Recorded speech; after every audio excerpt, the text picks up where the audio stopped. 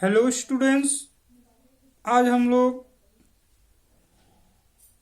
Demand function topic पे discuss करेंगे। मांग फलन पे। मांग फलन या किसी वस्तु के लिए मांग तथा इसके विभिन्न निर्धारक तत्वों के बीच कार्यात्मक संबंध को व्यक्त करता है। वस्तु की मांग और इसे प्रभावित करने वाले घटकों के बीच फलनात्मक संबंध को मांग फलन कहते हैं। मांग फलन को निम्न समीकरण से दर्शाया जाता है या मांग फंक्शन को दर्शाने वाले समीकरण जो इस प्रकार से है। dx equal to F into P X comma P R comma Y comma T comma E, जहां dx इक्वल टू एक्स वस्तु की मांग, P X equal to X वस्तु की कीमत, P X P one dot dot P N minus one equal to संबंधित वस्तु की कीमतें, y इक्वल टू उपभोक्ता की आय, t इक्वल टू उपभोक्ता की रुचि, f इक्वल टू भविष्य में मूल्य परिवर्तन की आशंका। तो ये समीकरण के आधार पे डिमांड फंक्शन को व्यक्त किया जाता है, दर्शाया जाता है। डिमांड फंक्शन को दो पार्ट में बांटा गया है या डिमांड फंक्शन के टू टाइप्स हैं। मांग फलन दो प्रकार के हैं। पहला इंडिविजुअल डिमांड फंक्शन, व्यक्तिगत मांग फलन। दूसरा मार्केट डिमांड फंक्शन, बाजार मांग फलन। तो इस तरह से डिमांड फंक्शन को दो भाग में बांटा गया है, इंडिविजुअल डिमांड फंक्शन और मार्केट डिमांड फंक्शन। सर्वप्रथम हम लोग इंडिविजुअल डिमांड फंक्शन, व्यक्तिगत मांग फलन पे देखेंगे। व्यक्तिगत मांग फलन व्यक्तिगत मांग फलन बाजार में किसी एक उपभोक्ता की किसी वस्तु के लिए मांग तथा उसके विभिन्न निर्धारक तत्वों के संबंध को प्रकट करता है। और व्यक्तिगत मांग फलन को दर्शाने के लिए एक समीकरण होता है, उस समीकरण के द्वारा दर्शाया जाता है। तो मांग फलन का समीकरण इक्वल टू व्यक्तिगत मांग फलन का जो समीकरण है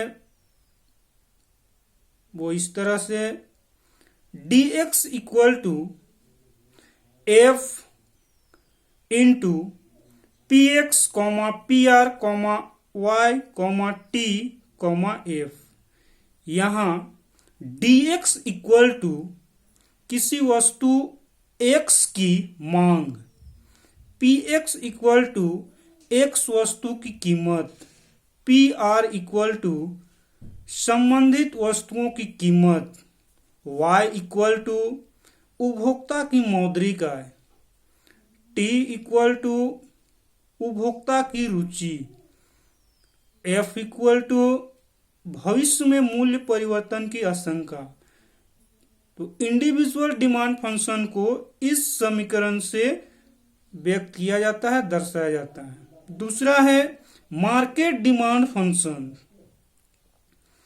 बाजार मांग फलन से ज्ञात होता है कि किसी वस्तु की बाजार मांग अथवा वस्तु की कुल मांग विभिन्न निर्धारक तत्वों से किस प्रकार संबंधित है। दूसरे शब्दों में किसी वस्तु की बाजार मांग तथा उसके विभिन्न निर्धारक तत्वों के संबंध को व्यक्त करता है, बाजार मांग फलन कहलाता है। बाजार मांग फलन में व्यक्तिगत मांग फलन के तत्वों के अतिरिक्त निम्नलिखित दो और तत्वों को शामिल किया जाता है। P इक्वल टू जनसंख्या का आकार, Y D इक्वल टू आय का वितरण। अब जिस तरह से इंडिविजुअल डिमांड फंक्शन का समीकरण है, इस तरह से मार्केट डिमांड फंक्शन का भी समीकरण होता है जिससे उसको व्यक्त किया जाता है। तो मार्केट डिमांड फंक्शन का समीकरण इक्वल टू dx बराबर px pr y t e p yd,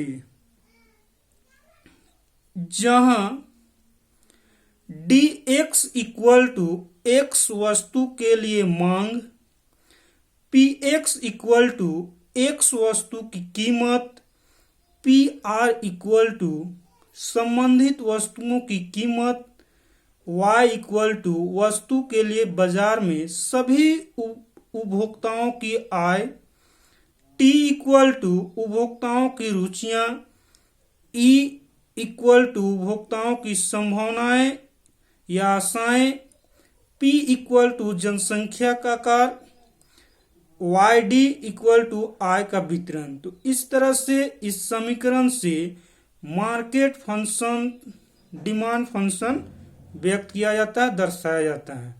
तो आज हम लोग डिमांड फंक्शन पे चर्चा किए, डिमांड फंक्शन के टाइप्स पे हम लोग चर्चा किए। अब डिमांड फंक्शन का हम लोग डिस्कस किए। अब इसके बाद हम लोग देखेंगे अगला टॉपिक। तो आज के लिए हम लोग इतना ही डिस्कस करते हैं। Thank you.